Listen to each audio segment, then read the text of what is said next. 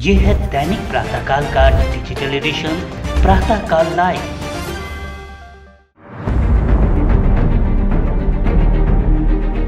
केंद्र की एनडीए सरकार में मंत्री पद बांटे जा चुके हैं, लेकिन अब तक लोकसभा चुनाव में इस गठबंधन की सीटें कम आने की चर्चा जारी है। मंगलवार को सीएम एकनाथ शिंदे ने अब की बार 400 पार के नारे से नुकसान की बात स्वीकार की है। उन्होंने कहा, इस नारे को लेकर विपक्ष ने ऐसा माहौल तैयार कर दिया कि अगर मोदी सरकार 400 पार चली गई तो वह संविधान बदल देगी। लोगों ने इसे दिमाग में रखा और सब गड़बड़ हो गई। यही हमारी महायुति के लिए भारी पड़ा।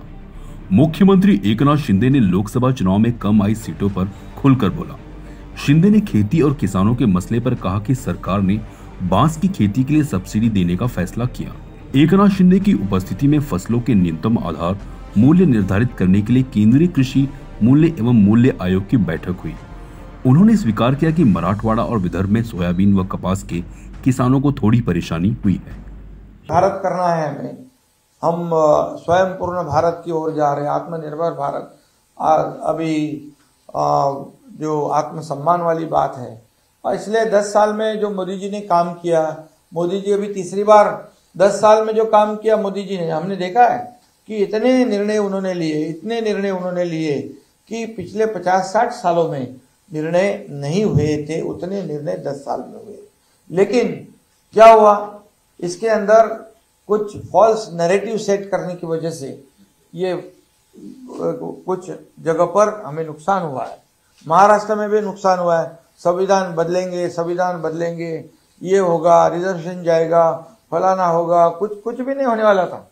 लेकिन 400 पार वाला आंकड़ा जो है, उसके वजह से लोगों के दिमाग में एकदम ऐसी बात हो गई कि ये सब आगे जाके कुछ गड़बड़ होगी। लेकिन मोदी जी को देश की सेवा करने वाले हैं। मोदी जी ने अपना जीवन जो देश को समर्पित किया है, और 10 साल में एक भी छुट्टी नहीं लेने वाला प्रधानमंत्री कौन है? तो उनका नाम नरेंद्र मोदी जी है। तो इसलिए आज हम चाहते हैं कि फिर एक बार, तीसरी बार मोदी जी प्रधानमंत्री बने। हमारा एक राज्य सरकार का भी एक बहुत बड़ा योगदान उनके सरकार में है, हम पुराने साथी है। और आज तीसरी बार बनने के बाद उन्होंने पहला निर्णय लिया किसानों के लिए। साइन पहली जो की किसानों के कि शेतकरी सम्मान योजना, किसान सम्मान योजना की तुरंत उन्होंने देना शुरू कर दिया। उसका 9 करोड़ किसानों को उसको फायदा होगा।